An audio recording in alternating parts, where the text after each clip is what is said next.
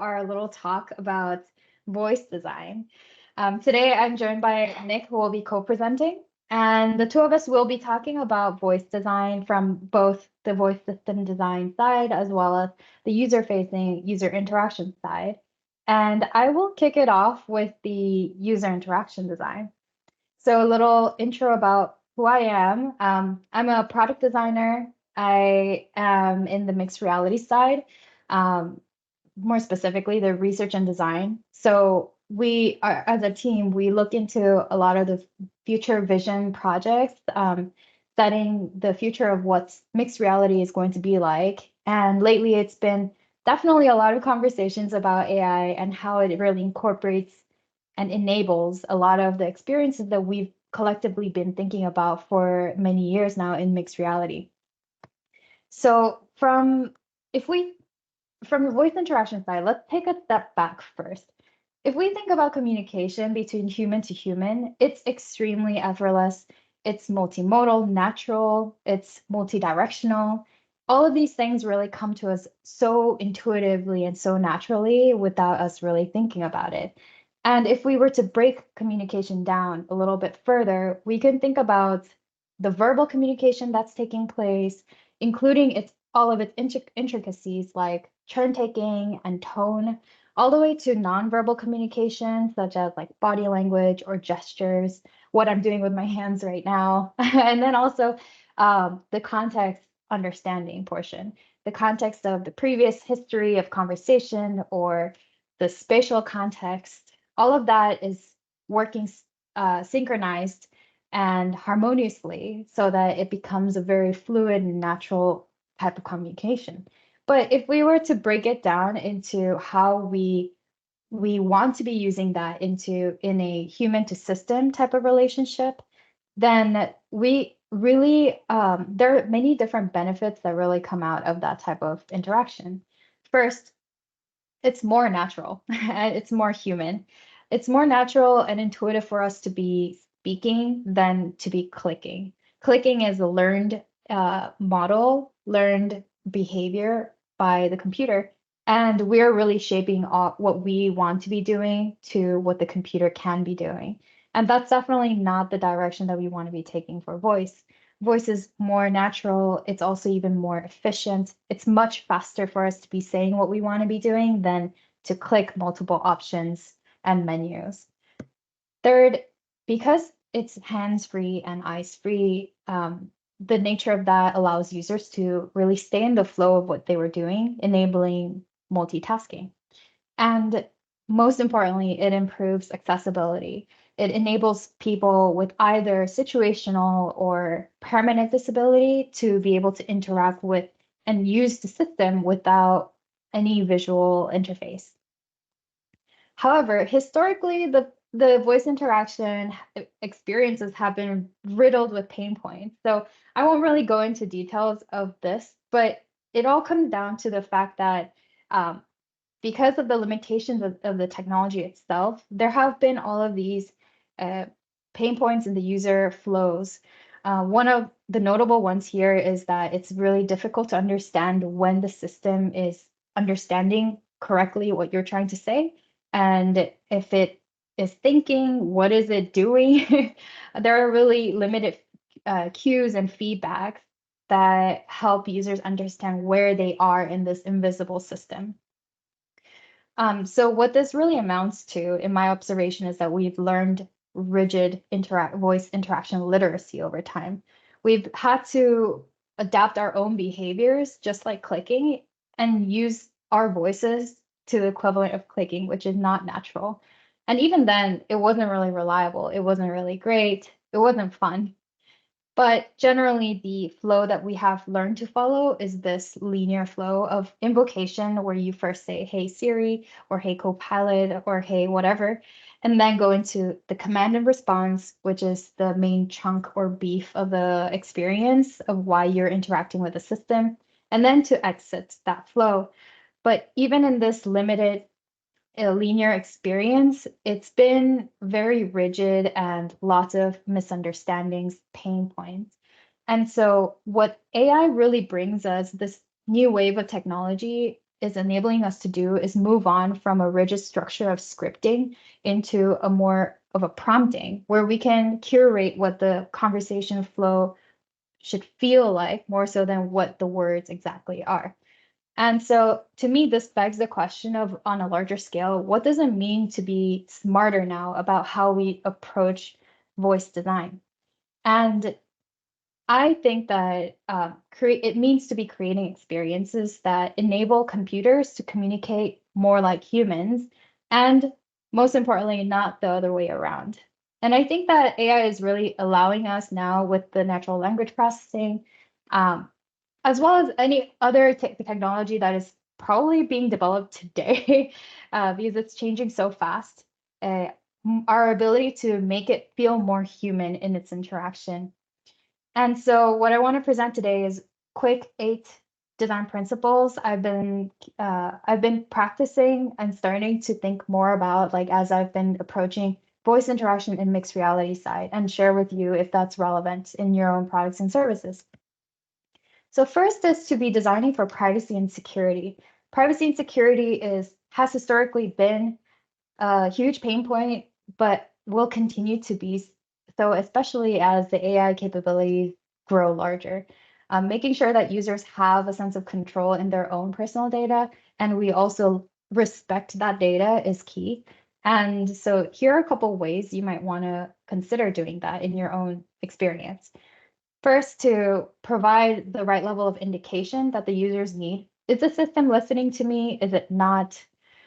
From the hardware side, you might want to consider adding an LED or even a manual cover to cover the sensor itself. From the software side, consider adding a disclaimer during onboarding and make sure that overall the communication is extremely clear and transparent about what's happening to the user's data. So where does it go? What's being processed? How is the system using that data? All of that information should be reachable at fingertip for the user. From the system side, perhaps even consider storing more locally than sending data up to a cloud for processing when you can.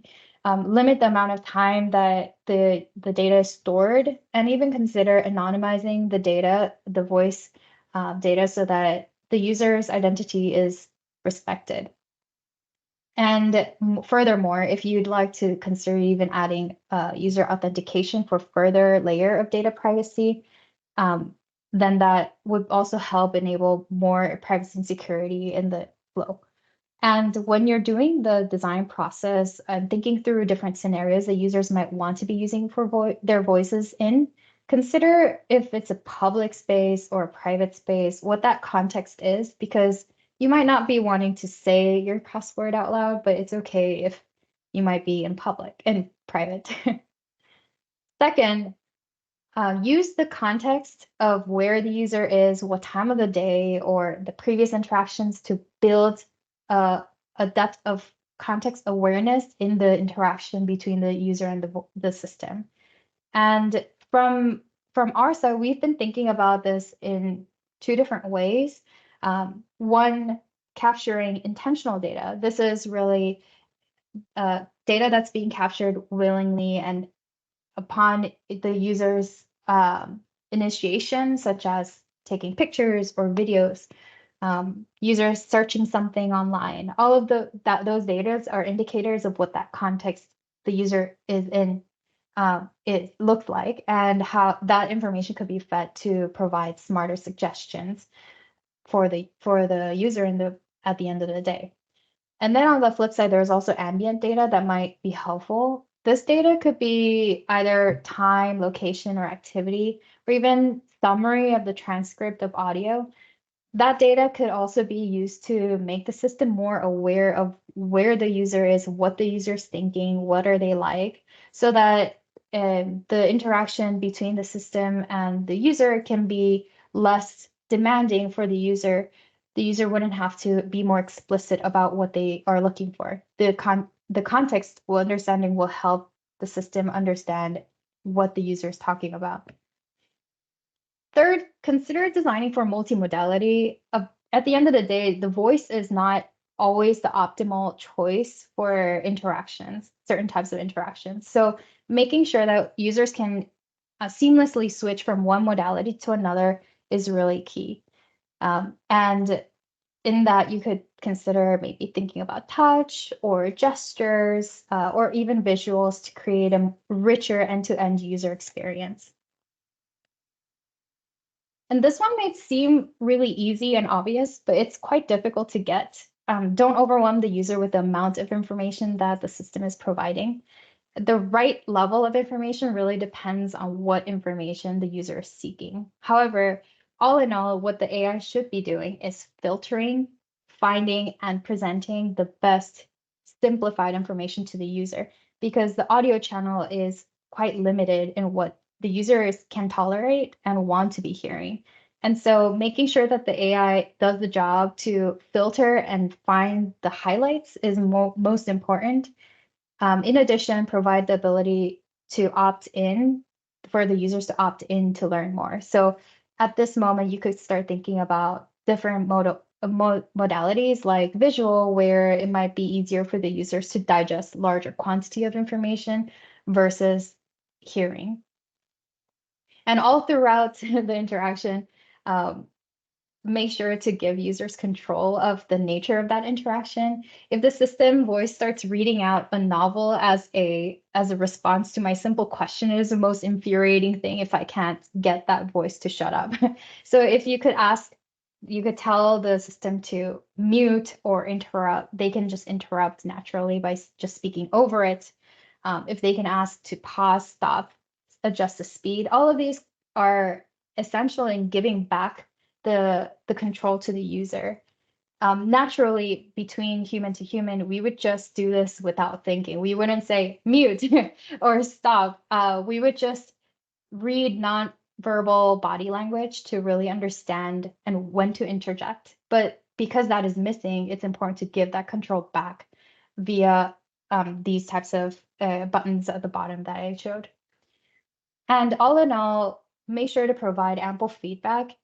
Feedback is something that could look like auditory cues like sound effects. It could be visual indicators like icons or even haptic.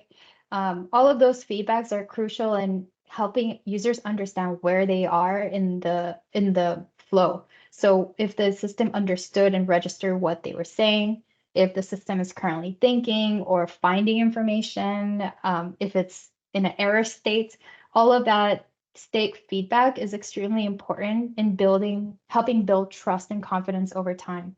I like to look at this as like training wheels in the beginning, as people are trying to understand how to interact with the system and what the system can do. It's extremely important to make sure that that support of providing feedback is there so that they could let go over time and rely less on those cues.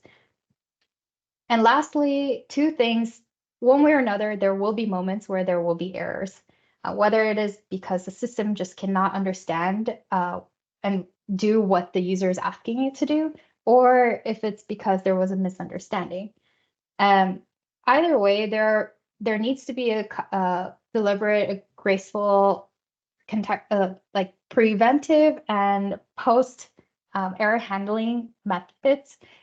In the preventive side, I'd say leverage what the context is to identify what are the key moments in that interaction where it might make most sense for the users to accept learning about new capabilities or instructions. Just don't boot users into like an Ubi out of the box experience or a what can I say type of experience where all the information is shown at once. Break it down and feed it in moments where it makes sense in the user's flow, in their context. And then if there is an error that appears, then don't just end it as I didn't understand what you said and exit. Have the system have the system provide helpful suggestions or clarifications that would help enable users to go into the next actionable step, or make it extremely easy for the user to exit out completely and restart. And that is something that we're calling one-shot model, a low barrier to entry and exit, making sure that it's easy to retry and retry. So with all of those, how can you get started on thinking about incorporating a voice layer into your own products and services? Here are some fun things you could try. First is just try designing it voice first. Even if it's not meant to be a voice first product, voice in itself is such a constrained modality where there's only limited amount of information users want to be hearing or saying. It really forces you to figure out what's the hierarchy in the information delivery. And so trying to design it voice first might be a fun exercise to rethink about how much information the user really needs to get to where they want. Second is to really understand who the users are and what their context is. This information will help create a large range of scenarios where users might want to be using their voice and also help creating sample dialogues. Sample dialogues are kind of like if you are designing a GUI, then you would do wireframes to define the flow of the user. For voice, it has to be sample dialogues. What is an example of a conversation that might happen and how users might say this? And try to write it down as we speak, the way we speak it, not the way we write it, because the way you think and write is extremely different from the way you speak. And so make sure you have a buddy or someone who could do a role play and read out loud the script that you guys are working on. And lastly, but not least, make sure to design the system sound itself because making sure that the system is fun to engage with, has a personality, helps users want to continue using their voice over a longer term, and ensures that the system and the user relationship continues to grow. And so to speak a little bit more about this, I'm going to hand it off to Nick, who will be speaking towards the system voice design side. I will give you control. There you go. Great. Thank you, Rosa. Do I have control? Yeah, I do. Okay. Hi, I'm Nicholas Kasha, audio designer with MSAI Core International Experiences team. I'm going to be talking about the importance of voice and how we design for it. I believe I have control. There we go. So an overview of my talk today, I'm going to just talk real quick about the audio design team I'm a part of, my role, what is the role of audio and voice in particular, and how we go about designing voices, and how AI has affected this. My role, I focus on voice output quality. I work with collaborators in text-to-speech teams in China and India. So I'm focused on technical, linguistic, and engaging qualities of voice. I'll just skip really quickly, so I don't want to run out of time here. So audio design for voice, at the core, we base it on what is the concept of the character or persona that we want for this voice. I'll get into that more later. After deciding that, then we select the appropriate voice talent cast to fit that persona, much like an actor is cast for a role in a movie. We create tailored audio scripts for recording and testing. We direct voice sessions, select best audio from those recordings, and in conjunction with the TTS team, we have a voice font built and we check iteratively those voice font builds to see if they meet the quality bar. So what is a persona anyway? Well, by that we mean, many things, but one of them is the tone of voice. Is it cocky, hipster, authoritative, helpful, one-to-one? Speaking patterns, is it pausing in the right places with the speaking rate, stressing on words? What's the apparent age of the voice? Is it formal or informal in the way it talks? And the accent, is it standard or is there some special accent, regional or non-native speaking accent? So how the voice affects a message in two ways. There's the what, that's the text of the message. That really comes from the SSML data stream, which tells the voice font what to say, but that's not the purview of my team. We're focused on the how, that is the performance style and the sonic quality of the message. So how the voice output delivering the message sounds. Now, voice inflection itself can define meaning even for texts that sound that look almost identical. So, by the way can mean did you know, or it can mean um, uh, in the way that something happens, right? As well, save can mean except for Mary or rescue Mary by the tone of voice. I'm clicking, it's not going, there we go. And then the other two examples, yeah, cut and test it could sound like cut and test, and tanks can mean in a news headline either the verb or a noun, very different. So good voice output is very important because it amplifies the impact of the message. We really are focused on the message, and amplifying the impact of the message is priority number one. As well, making the experience enjoyable so that it's a sticky experience so that people want to come back to it. They don't tune out. They like it. And this, mode of voice enables hands-off mobile scenarios and is fantastic for accessibility for those folks who have difficulty typing or using a mouse. So factors affecting voice output. The quality of the source recordings is number one. That's what my team focuses on a lot. That is, are they sonically clear? And is the character appropriate in the way it comes across to what we asked for in the persona? That's a lot to do with the voice direction as well. The quality of the TTS model can change the output of the voice font a lot. A lot of this also has to do with the size of the model. Just like GPT-3 versus GPT-4, where you get a very robust increase in the quality of the image when you have a GPT-4 compared to 3. Likewise with audio, when the size is much larger, you get a much more natural speech, but there are costs involved and latency involved with that. So here's an example of poor audio design. The red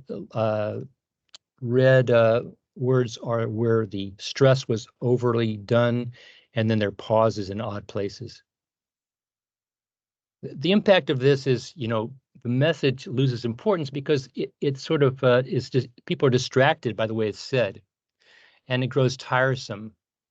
The people stop basically paying attention to the message. They're distracted, and product loses stickiness. They don't want to return to something that isn't great, and the brand suffers from bad press and negative word on the street. So the technical issues also of noises will affect non-native speakers if they can't understand the clarity or the accent is not clear. Poor casting or direction will make the message lose value. And the voice fonts that are based on the initial font will be difficult to localize well into other languages. As well, the interface for accessibility becomes frustrating for people who rely on voice. So here are 5 of the best voice characteristics when designing. We want a really appealing persona or character. We don't want something that's tiresome. We want a voice that you can hear over and over again and you don't grow tired of. That's really important. The voice should be distinctive for representing the brand, to make the product shine, something unique, something recognizable that makes it, it's a Microsoft voice. Something that brings the message to life, but doesn't detract from it. You don't want the voice to be over the top, so you're so much paying attention to the voice and not the message. That's something a voice that speaks one-to-one with the user, an engaging voice. What we're talking about is not a voice that sounds like it's reading text or a voice that sounds like it's a radio announcer talking to a bunch of people. It's talking one-to-one with the user. And as I said, a voice that speaks clearly, it's easy to understand. So what has changed with AI? Well, it's made it a lot easier for us because the capability of the text-to-speech tech has greatly simplified the design process vis-a-vis the fact that In the old days, or up to recently, we had to record tens of thousands of recordings to make a decent sounding font. But now that heavy lifting is done by the model itself, which is based on thousands of recordings. We only have to record a few hundred to make a natural sounding voice. That greatly improves our designing, and as well, these new techs make it possible for one voice font to be used as a basis for speaking another language, or for in fact speaking one font that can speak several languages. Challenges are, though, that there are a lot of competitors in the field, and users' expectations have been raised. So the bar is raised for us to make really quality voices.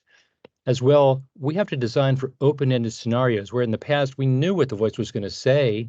Now it can say pretty much anything. It's wide open, and the prompting is wide open. So we have to be able to design for a range of responses. Large TTS models give superior voices, but they can create more latency and are costly.